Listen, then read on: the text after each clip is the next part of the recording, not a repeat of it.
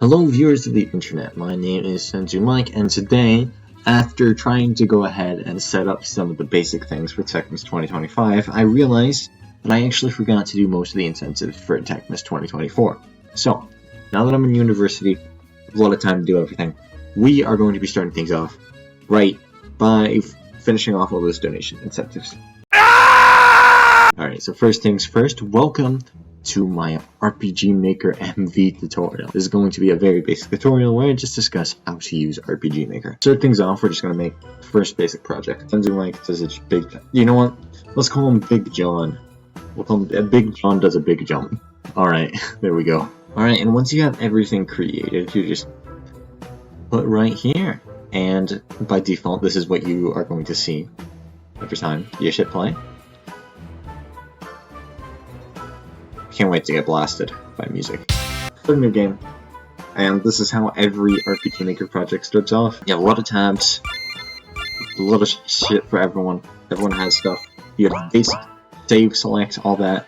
So I am going to show you how to turn this into your very own world. First and foremost, you probably don't want to have all of the characters, so you go up to the settings icon here, click on it, and there are all these tabs. Most important one at the moment is... Actually, let's just go over all of these.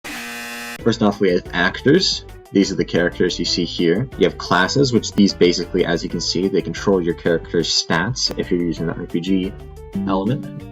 Oh my god, another notification. And as you can see here as well, they have a whole bunch of extra parameters which you can add, which we're not going to be going through combat too much. In this stage, we'll go over a little bit, but not too much. We have skills, which are all the skills that you can use. For items, of course, weapons, we got armors. For all intents and purposes, these are basically the exact same thing. Enemies are the guys that you fight. Troops are you put a bunch of enemies into a scene. These are the states. These are basically status effects, and then there's also stuff like knockout as well. We have animations, which you can play for not just battles, like it shows down there, but you can also play this for anything in the world. Tile sets, common events.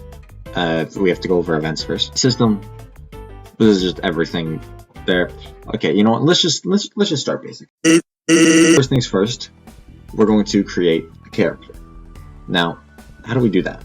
What we want to do: delete, delete, delete, delete. So what we're going to do is, before we do anything, we need like an actual character to play as.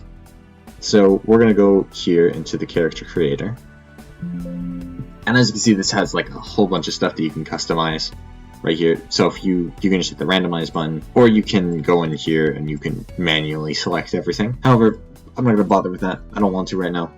Instead, we're just going to use some of the pre-built things that RPG Maker actually has built in. We'll make him no, I want something basic. Alright. We have this dog, and they have corresponding things here, so we can add a face, which the face is just what displays in the menu when you go to it. Battler, this doesn't matter unless you are, if in systems here, unless you are using side view battle, which if we go into troops, as you can see, this is front view battle. As you can see, it's not going to be formatted correctly, but the guy comes in from the side. Kill them! Kill them all! Alright, we also, this for some reason has the starting actor, so we just want to remove all of this, so that now we just have the first starting actor, and that's it. What the fuck? Why did I put it in 4? Okay. Can I just Control C? Yes, I can. And we're going to call this guy Big John. Now, as you can see, we start off as Big John, healing around. If we go into his status page, you can see that he shows that he's the good boy. Now, for this game right here, you might be thinking of this a few things we don't need. Number one, it's just Big John. You don't need formation. This is just cluttering out menu face. I'm probably going about this the wrong way, but I want to get everything basic out of the way. But you can literally just remove anything that you don't want. We don't need status. We don't need skills. We don't need equips. So we just need items and a save function. Now, let's go ahead and let's start with some basic stuff. First thing, this map.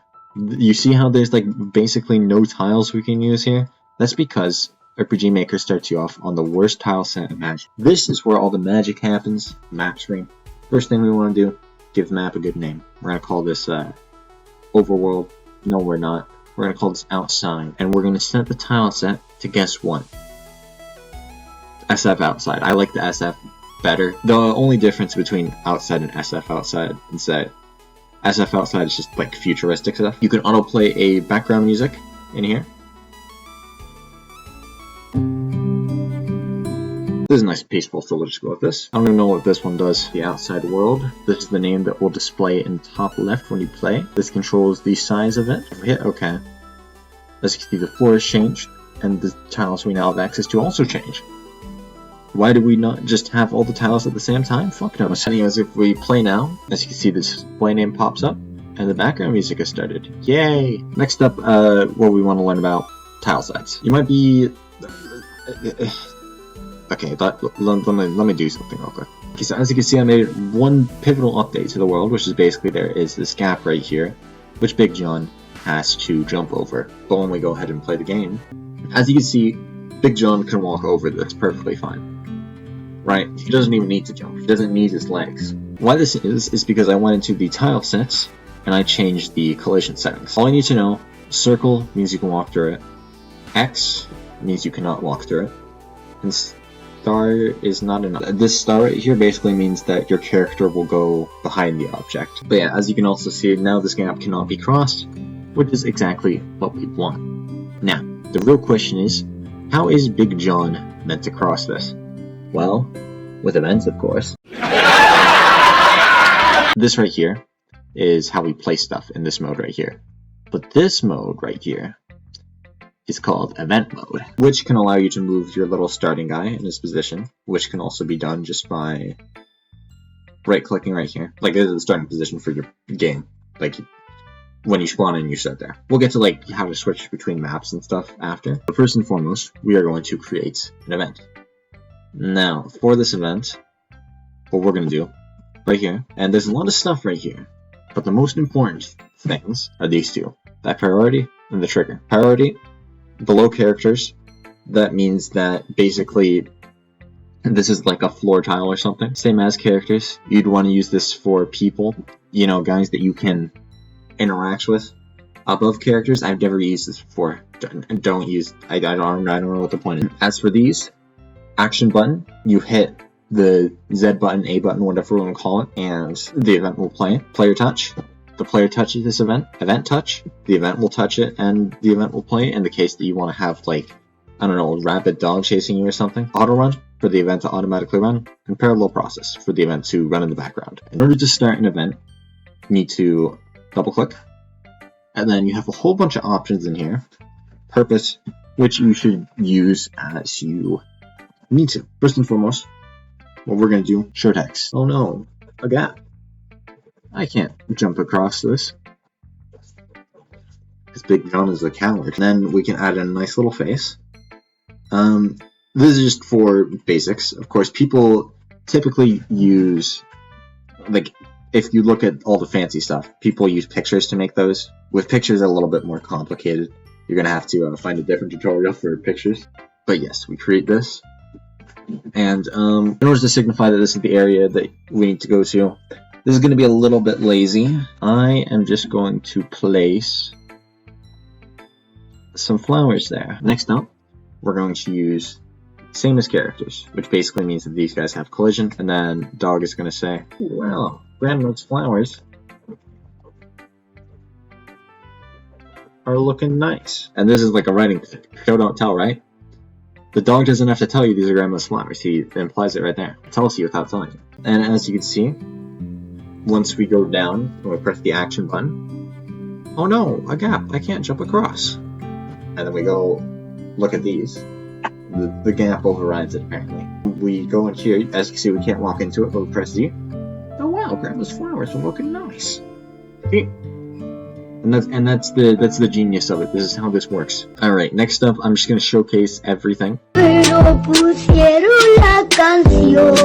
Next event we're going to do is a player touch. All we're going to do, we're going to go here.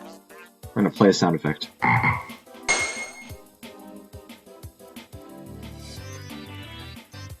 Alright, now there's that summoning circle on the ground, which this can be used for a whole bunch of things.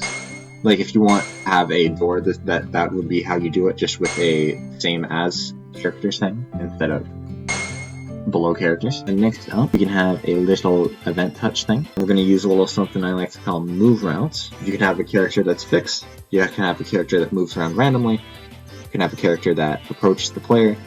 And you can have a character that has a custom move path. We're going to make it be custom, and we're basically skip if cannot move. No, actually. And we'll do right, left. And whenever it hits the player, the cat's going to say, "Hey, I'm walking here." But yeah, if we get in the cat's way, it's like, "Hey, I'm walking here." Alright, and as you can see, if we do player touch, then the cat does nothing. He just stands there, even though he's walking into us. We have to be the one to walk into him. And the final event I want to showcase is the ability to make cutscenes with auto events. First and foremost, we need to establish motivations. There we are. Hopefully this isn't going to look terrible, but I bet it is. Auto run events are unique. As soon as you are on a scene, they're going to run no matter what, and then they're going to constantly repeat. First and foremost, what we're going to do is we want to start at black. So, tint screen, duration, which is how long it takes to complete. We're going to do 1 frame, because I don't think 0 works. Yes, see, it'll just automatically set to 1. Which means, like, the first moment you're there, sets to black. Tint everything down, so that it's completely black now. And this is going to make the screen completely black. At the same time, we don't want the cheery BGM just yet. So we're going to fade out with BGM as fast as we can. And at the same time, we're going to save the BGM before we fade it out. Basically so that we can just start playing it again. But now, I wish we had some wind blowing because I have an idea. Oh, we do. You can adjust the pitch of these sound effects and music freely. And then the dog is going to say, "It all started on that day." And then we're going to do something a little bit cool. We are going to change the weather, which we can do right here. We're not going to wait for completion. We're going to start the dog's position right here, just so that it makes a little bit more sense. On that day, a food stall opened up. After that, tint screen back to black. We use this period to quickly set the weather effects while the player cannot see. And then we're going to use this little event, which is transfer player, which I'm sure you can guess how this works. We're going to transfer them right to where the start direction is. We're going to make it so that the direction's down. No fade. And then we tint in. However, something a little bit unique about auto run events. We're going to play this, and we're just going to go through it. First cutscene, hopefully there's no bugs. If there are, that's fine. You see, we start here. It all started on that day. On that day, a food stall opened up just in front of me, and as I didn't follow the text warnings there, so they are taunting me, but I could never reach it because of the gap that separated us. Long time of deep clinical depression caused by this, I decided to do what I must. Oh, and as you can see, we loop back around again. And that's all because, actually we're going to set this to 60 frames just so that it's in sync. Because after it tints in, it immediately repeats. So what we need are switches. Switches are basically your best friend in every attribute. Because basically, where are they? What they do is they allow you to control events from afar. So with this switch, we're going to create a new event page, which every event page has higher priority than one another. So if I create a page 2, that's going to override page 1. However, I'm going to turn on this self switch, which means that only when this self switch is on will this event page activate, which is filled with nothing. Therefore, when we reach the end of the event, the auto run command will stop. You getting all this? Are you following all this, Mom? Next up, we need to create a way for Big John to cross this.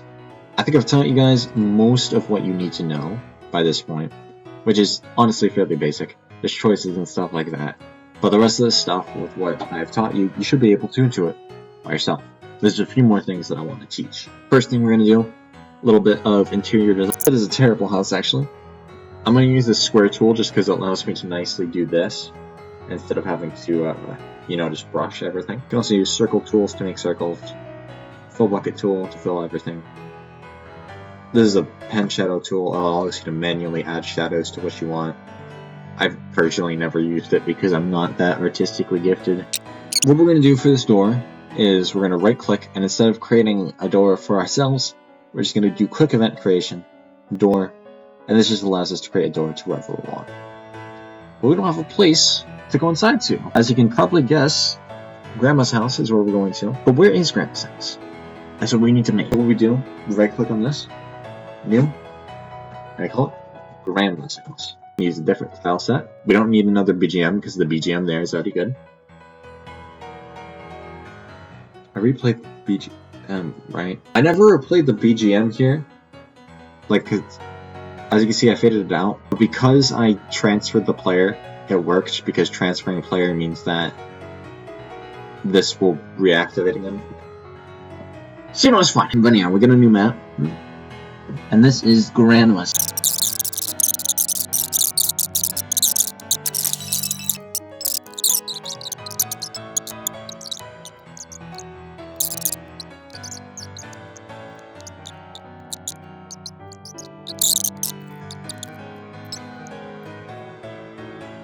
Oh yeah, one thing I should also mention, now that I'm doing this, if you hover over text and stuff, as you can see, there's a little thing there that displays all those separate extra commands you can use. If you hover over something, it'll give a basic tutorial most of the time in just RPG Maker in general. So do that if you're ever wondering anything before you jump straight to a walkthrough. I was just reminded because I'm about to use it now.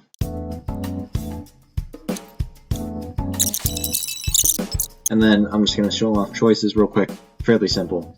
Yes, no. And then as you can see, there are commands in here. And then what we can do is, if we go up here and we add something called label, we can call this Big John Return. And if we hit jump to label, Big John Return, what this will do is whenever we get to this point in the contents, it'll jump back to this label, allowing us to then go and do the choice again. There are a few other ways of doing it, such as loops. But we're just going to go with labels right now. Alright, and Granny's going to give us the Nike Jordans. So what we do is we go into settings, because we need the Nike Jordans. Change maximum. Doesn't really matter what it is. Might as well just do 9999. We're going to create the item, Nike Jordans. This is the icon. It's what it displays. It's like a little icon that displays in the menu. We need to choose. So let's do this. Jordans should allow you to jump. We're going to make it a key item. Not consumable, because then you can eat it. Scope, none, because you can't use it. Occasion, never. There's just going to be an item. And bam. Then we're going to have change items.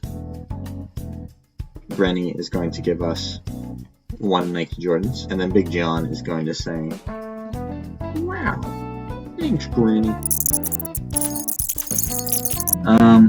I've been talking about self switches and switches a lot.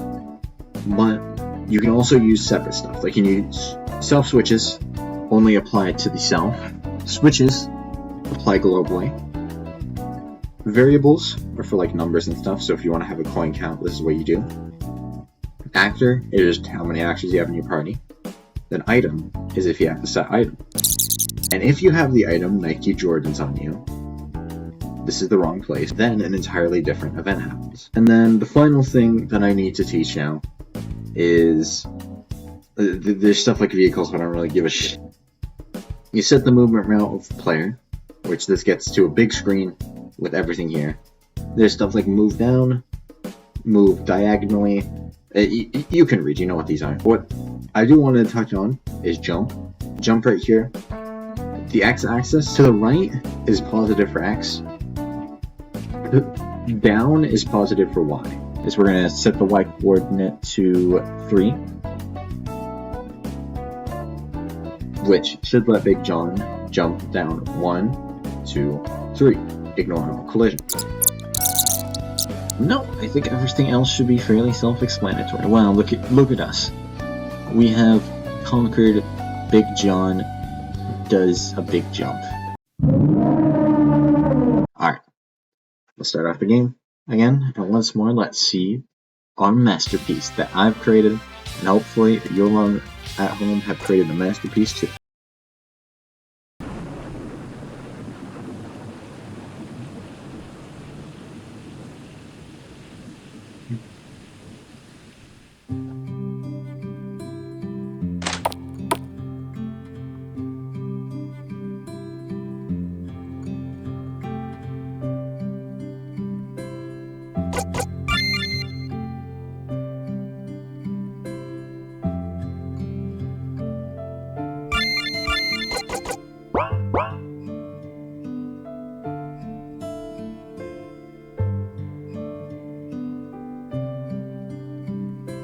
probably want to add a sound effect with this.